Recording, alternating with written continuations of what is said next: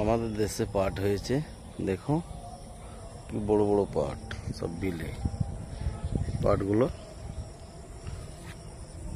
এই যে কি সুন্দর লাগছে, আকাশটা সে লাগছে।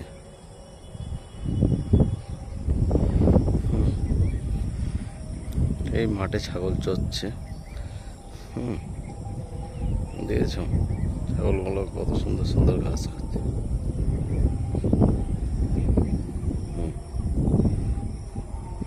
এই ভুঁইগুলো পড়ে আছে, এগুলো সবই পাটই পাট।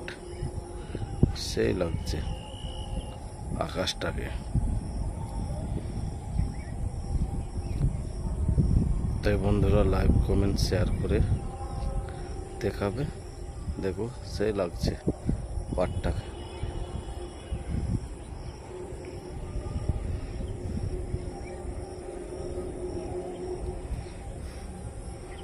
এগুলো ছাগল।